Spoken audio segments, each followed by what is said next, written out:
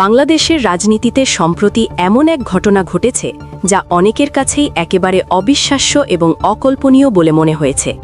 দীর্ঘদিনের নীরবতার পর অবশেষে মুখ খুলতে বাধ্য হয়েছেন তারেক রহমান। হ্যাঁ, ঠিকই শুনছেন, যে মানুষটি এতদিন ধরে একেবারে গুরুত্বপূর্ণ একটি জাতীয় ইস্যু নিয়েও চুপচাপ ছিলেন, তিনিই হঠাৎ করে নিজের অবস্থান প্রকাশ করতে বাধ্য হলেন। আর এই পরিবর্তনের পেছনে কাজ করেছে জামায়াতে ইসলামীর এক কঠিন হিসাব করা এবং কৌশলী রাজনৈতিক চাপ। দিনের পর দিন তারেক রহমানের এই নীরবতা সাধারণ মানুষের চোখে ধরা পড়ছিল। শুধু তাই নয়, সোশ্যাল মিডিয়াতেও এ নিয়ে তীব্র সমালোচনা হচ্ছিল। মানুষ প্রশ্ন তুলছিল, এত বড় একটি ইস্যুতে কেন তিনি কোনো বক্তব্য দিচ্ছেন না? কোথায় কার অবস্থান? কেন তিনি এড়িয়ে যাচ্ছেন? এই প্রশ্নগুলো ধীরে ধীরে জনমনে ক্ষোভে রূপ নিতে শুরু করে। এমনকি অনেকেই মনে করছিলেন তিনি হয়তো ইচ্ছাকৃতভাবেই বিষয়টি পাশ কাটিয়ে যাচ্ছেন। বিএনপির মতো একটি বড় রাজনৈতিক দল, যারা ক্ষমতায় এসেছে মাত্র 1.5 মাসের কিছু বেশি সময় আগে, তাদের কাছ থেকে মানুষ স্বাভাবিকভাবেই স্পষ্ট অবস্থান আশা করেছিল। কিন্তু বাস্তবে দেখা গেল সম্পূর্ণ ভিন্ন চিত্র।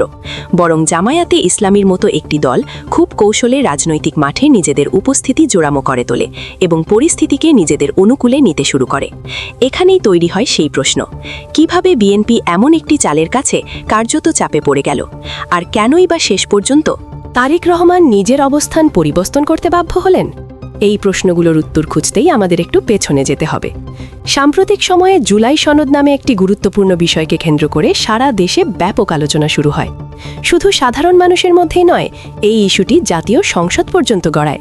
এমনকি সংসদের অন্যান্য কার্যক্রম স্থগিত রেখে এই বিষয় নিয়ে 2 দফা বিস্তারিত আলোচনা হয়, একবার সরকারি দলের প্রস্তাবে আর একবার বিরোধী দলের উদ্যোগে। তারিখও নির্দিষ্ট, 31 এবং 5। কিন্তু অবাস্তবনামত বিষয় হলো, এই গুরুত্বপূর্ণ আলোচনার দিনগুলোতে তারেক রহমান ছিলেন সম্পূর্ণ নীরব। তিনি একটি শব্দ উচ্চারণ করেননি। এমনকি যখন পুরো দেশ এই ইস্যু নিয়ে উত্তপ্ত, তখনও তার কাছ থেকে কোনো প্রতিক্রিয়া পাওয়া যায়নি।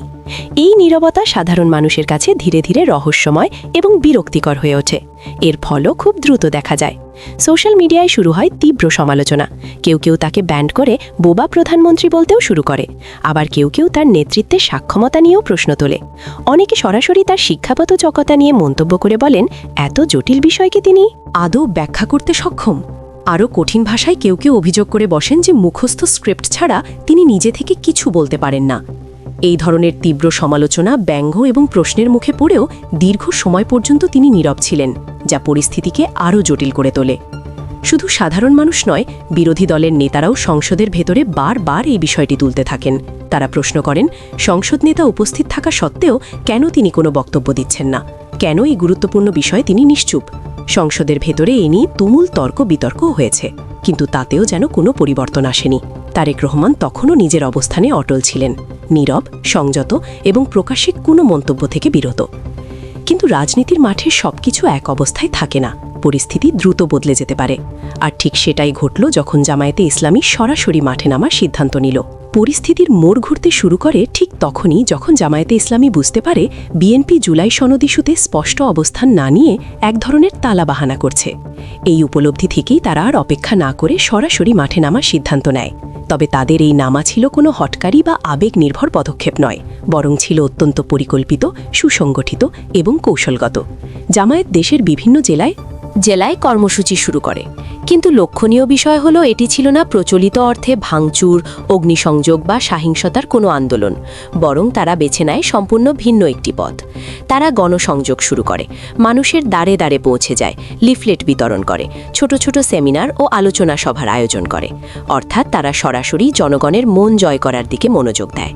এই পদ্ধতিটি ছিল অত্যন্ত কার্যকর, কারণ তারা শুধু আন্দোলনই করেনি, বরং একটি নির্দিষ্ট বার্তা খুব পরিষ্কারভাবে মানুষের কাছে পৌঁছে দিতে পেরেছে। আর সেই বার্তাটি ছিল বিএনপি এবং তার নেতৃত্বকে ঘিরে। তারা সাধারণ মানুষের মধ্যে এই ধারণা ছড়িয়ে দিতে সক্ষম হয় যে বিএনপি প্রতিশ্রুতি রক্ষা করে না, তারা দ্বিচারিতা করে এবং তাদের রাজনৈতিক অবস্থান বিশ্বাসযোগ্য নয়। ধীরে ধীরে এই বার্তাটি জনমনে প্রভাব ফেলতে শুরু করে। মানুষ বিষয়টি নিয়ে ভাবতে শুরু করে, আলোচনা করতে শুরু করে এবং এক পর্যায়ে অনেকেই এই বক্তব্যকে সত্য বলে মেনে নিতে শুরু করে। রাজনীতিতে সবচেয়ে বড় শক্তি হলো জনমত, আর সেই জনমত যখন বিপরীতে যেতে শুরু করে, তখন সেটি যে কোনো ক্ষমতাসীন দলের জন্য বড় ধরনের সতর্ক সংকেত। জামায়াত ঠিক এই জায়গাতেই আঘাত করেছে। তারা কোনো বিশৃঙ্খলা সৃষ্টি না করে, কোনো বড় ধরনের সংঘর্ষে না গিয়ে শুধুমাত্র ধারাবাহিক প্রচারণার মাধ্যমে একটি শক্তিশালী জনমত তৈরি করে ফেলে, আর এই জনমতই বিএনপির জন্য সবচেয়ে বড় চ্যালেঞ্জ হয়ে দাঁড়ায়। ভাবুন, একটি সরকার মাত্র 1.5 মাস আগে ক্ষমতায় এসেছে। এই স্বল্প সময়ের মধ্যেই যদি সাধারণ জনগণ থেকে শুরু করে রাজনৈতিক প্রতিপক্ষ সবাই তাদেরকে অবিশ্বাস করতে শুরু করে, তাহলে সেই সরকারের জন্য পরিস্থিতি কতটা অস্বস্তিকর হয়ে উঠতে পারে। ঠিক এই বাস্তবতায় সামনে এসে দাঁড়ায় বিএনপির জন্য। তারেক রহমান এবং দলের শীর্ষ নেতারা বিষয়টি খুব দ্রুত অনুধাবন করতে পারেন। তারা বুঝতে পারেন এই অবিশ্বাস যদি আরও গভীর হয়, তাহলে তা ভবিষ্যতে তাদের জন্য মারাত্মক ক্ষতির কারণ হতে পারে। কারণ রাজনীতিতে ইমেজ বা ভাবমূর্তি একবার নষ্ট হয়ে গেলে সেটি পুনরুদ্ধার করা অত্যন্ত কঠিন। এই অবস্থায় সবচেয়ে বড় ভয়ের জায়গাটি ছিল বিশ্বাসযোগ্যতা। মানুষ যদি একবার বিশ্বাস করে ফেলে যে একটি দল কথা রাখে না, তাহলে সেই দলের প্রতিটি ভবিষ্যৎ প্রতিশ্রুতিও প্রশ্নবিদ্ধ হয়ে যায়। জামায়াতের প্রচারণা ঠিক এই বিশ্বাসযোগ্যতার জায়গাটিকেই টার্গেট করেছিল, এবং সেখানেই তারা সফল হয়েছে। অনেকের মধ্যেই তখন এমন ধারণা তৈরি হতে শুরু করে যে তারেক রহমান গণভোটে একটি অবস্থান নিলেও বাস্তবে হয়তো ভিন্ন কিছু করার পরিকল্পনা করছেন। কেউ কেউ ভাবতে থাকে জুলাই সনদকে হয়তো শেষ পর্যন্ত বাস্তবায়নই করা হবে না, বরং কোনো না কোনোভাবে এটি পাশ কাটিয়ে যাওয়ার চেষ্টা করা হবে। এই সন্দেহ এবং অবিশ্বাসী ধীরে ধীরে বড় সংকটে রূপ নিতে থাকে। এমন পরিস্থিতিতে চুপ করে থাকা আর সম্ভব ছিল না, কারণ নীরবতা তখন আর কৌশল হিসেবে কাজ করছিল না, বরং সেটি দুর্বলতা হিসেবে ধরা পড়ছিল। আর এই চাপই শেষ পর্যন্ত তারেক রহমানকে নিজের অবস্থান স্পষ্ট করতে বাধ্য করে। অবশেষে তিনি মুখ খুললেন, এবং শুধু মুখই খুললেন না, বরং সম্পূর্ণ ভিন্ন এক সুরে কথা বললেন। ঢাকা সেনাবাহিনীতে প্রধানমন্ত্রীর এক দরবারে বক্তব্য দিতে গিয়ে তিনি স্পষ্টভাবে ঘোষণা করেন যে জুলাই সনদে যেভাবে স্বাক্ষর করা হয়েছে তার প্রতিটি দফা বাস্তবায়নে সরকার বদ্ধপরিকর। এই বক্তব্যের মাধ্যমে তিনি একটি পরিষ্কার বার্তা দিতে চেয়েছেন, সরকার কোনো ধরনের আংশিক বাস্তবায়নের পথে যাবে না, বরং চুক্তিতে যেভাবে উল্লেখ আছে ঠিক সেভাবেই সেটি কার্যকর করা হবে। অর্থাৎ এখানে আর কোনো দ্ব্যর্থতা রাখা হলো না। রাজনৈতিক বিশ্লেষকদের মতে এই ঘোষণাটি ছিল একটি গুরুত্বপূর্ণ মোড়। বিশেষ করে গণভোটের প্রেক্ষাপটে এটি একটি ইতিবাচক সংকেত হিসেবেই দেখা হয়। কারণ গণতান্ত্রিক ব্যবস্থায় জনগণের মতামতের ভিত্তিতে গৃহীত কোনো সিদ্ধান্ত বাস্তবায়ন করা সরকারের দায়িত্ব। এটাই স্বাভাবিক প্রত্যাশা।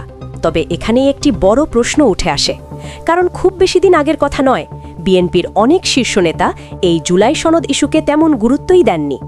কেউ কেউ এটিকে তাচ্ছিল্যের সুরে উড়িয়ে দিয়েছিলেন। এমনকি বলা হয়েছিল এটি বড়জোর অতীতের কোনো রাজনৈতিক রূপরেখার মতো একটি বিষয়, এর বেশি কিছু নয়। কিন্তু সময়ের ব্যবধানে সেই একই নেতারাই এখন সম্পূর্ণ ভিন্ন অবস্থান নিতে বাধ্য হচ্ছেন। তারা বলছেন জুলাই সনদ অক্ষরে অক্ষরে বাস্তবায়ন করা হবে। এখন সবচেয়ে গুরুত্বপূর্ণ প্রশ্নটি হল, জামায়াতের এই জেলা পর্যায়ের শান্তিপূর্ণ কর্মসূচি দেখে তারেক রহমান এতটা চাপে পড়লেন কেন? বাস্তবে তো দেখা গেছে এই আন্দোলনের কারণে দেশের স্বাভাবিক কার্যক্রমে তেমন কোনো বিঘ্ন ঘটেনি। কোথাও বড় ধরনের যানজট তৈরি হয়নি, হিংসা বা বিশৃঙ্খলার ঘটনাও ঘটেনি। সবকিছুই ছিল নিয়ন্ত্রিত, সুশৃঙ্খল এবং পরিকল্পিত। তাহলে ভয়ের কারণটা কোথায়? এর উত্তর একটাই, বিশ্বাসযোগ্যতা। রাজনীতিতে সবচেয়ে বড় সম্পদ হচ্ছে মানুষের বিশ্বাস, আর সেই বিশ্বাস যখন টলতে শুরু করে তখন সেটি যে কোনো সরকার বা রাজনৈতিক দলের জন্য সবচেয়ে বড় হুমকি হয়ে দাঁড়ায়। জামায়াতের ধারাবাহিক প্রচারণার ফলে সাধারণ মানুষের মনে একটি ধারণা শক্তভাবে গেঁথে যেতে শুরু করেছিল যে বিএনপি হয়তো তাদের দেওয়া প্রতিশ্রুতি রক্ষা করবে না। মানুষের মধ্যে এমন কথাও ছড়িয়ে পড়ে যে গণভোটে সমর্থন দিলেও বাস্তবে হয়তো তারেক রহমান ভিন্ন কোনো পরিকল্পনা করছেন। কেউ কেউ সন্দেহ করতে শুরু করে জুলাই সনদকে হয়তো ধীরে ধীরে অকার্যকর করে দেওয়া হবে, কিংবা কোনো কৌশলে এটি পাশ কাটিয়ে যাওয়া হবে। এই যে অবিশ্বাসের বীজ রোপিত হচ্ছিল, সেটিই ছিল সবচেয়ে বড় বিপদের সংকেত। তারেক রহমান ঠিক এই জায়গাটি উপলব্ধি করেছিলেন। তিনি বুঝতে পেরেছিলেন যদি এখনই পরিস্থিতি নিয়ন্ত্রণে না আনা যায়, তাহলে ভবিষ্যতে এর প্রভাব আরও গভীর হতে পারে। তাই নিজের ভাবমূর্তি রক্ষা করা এবং রাজনৈতিক অবস্থান টিকিয়ে রাখার স্বার্থেই তাকে প্রকাশ্যে এসে প্রতিশ্রুতি দিতে হয়েছে। তবে এখানেই শেষ নয়। এখন নতুন করে আরেকটি প্রশ্ন সামনে চলে আসে, তিনি যে প্রতিশ্রুতি দিলেন সেটি কি সত্যিই বাস্তবায়িত হবে, নাকি এ শুধুই পরিস্থিতি সামাল দেওয়ার একটি কৌশল? এই প্রশ্নের পেছনেও রয়েছে অতীতে কিছু অভিজ্ঞতা। কারণ এর আগেও বিএনপি এবং তাদের নেতৃত্বের বিরুদ্ধে এমন অভিযোগ উঠেছে যে তারা অনেক সময় প্রতিশ্রুতি দিলেও সেটি বাস্তবায়ন করেনি। উদাহরণ হিসেবে তত্ত্বাবধায়ক সরকারের ইস্যুটি প্রায়ই আলোচনায় আসে। অতীতে যখন এই বিষয়টি নিয়ে ঐকমত্য তৈরি হয়েছিল তখনও পরে সেই অবস্থান থেকে সরে যাওয়ার অভিযোগ রয়েছে। এই ইতিহাস মাথায় রেখেই অনেকেই এখন সতর্ক অবস্থান নিচ্ছেন। তারা বলছেন শুধু কথাই নয়, বাস্তবায়নের মাধ্যমে প্রমাণ দিতে হবে। কারণ রাজনীতিতে চূড়ান্ত বিচার হয় কাজের মাধ্যমে, কথার মাধ্যমে নয়। এখানে একটি গুরুত্বপূর্ণ বিষয় হচ্ছে সময়সীমা। জুলাই সনদ বাস্তবায়নের জন্য নির্দিষ্ট করে 180 দিনের একটি সময় বেঁধে দেওয়া হয়েছে, অর্থাৎ 6 মাসের মধ্যেই পুরো প্রক্রিয়াটি সম্পন্ন করতে হবে। এই সময়সীমা পার হয়ে গেলে অতিরিক্ত সময় নেওয়ার সুযোগ নেই বললেই চলে। এই ধরনের সময়সীমার রাজনীতিতে খুবই গুরুত্বপূর্ণ, কারণ এটি সরকারের উপর একটি দৃশ্যমান চাপ তৈরি করে। জনগণ তখন নির্দিষ্ট সময় ধরে অপেক্ষা করে এবং সময় শেষ হলে তারা ফলাফল দেখতে চায়। ফলে সরকার চাইলেই বিষয়টি দীর্ঘসূত্রিতায় ফেলতে পারে না, কমপক্ষে তাত্ত্বিকভাবে। এর আগে বিভিন্ন সময়ে সংস্কারমূলক উদ্যোগ নেওয়া হলেও সবগুলো বাস্তবায়ন হয়নি। কিছু হয়েছে, কিছু মাঝপথে আটকে গেছে। তাই স্বাভাবিকভাবেই মানুষের মধ্যে একটি সংশয় কাজ করে, এই ক্ষেত্রেও কি একই ঘটনা ঘটবে? তবুও আশার জায়গা একেবারে নেই তা নয়।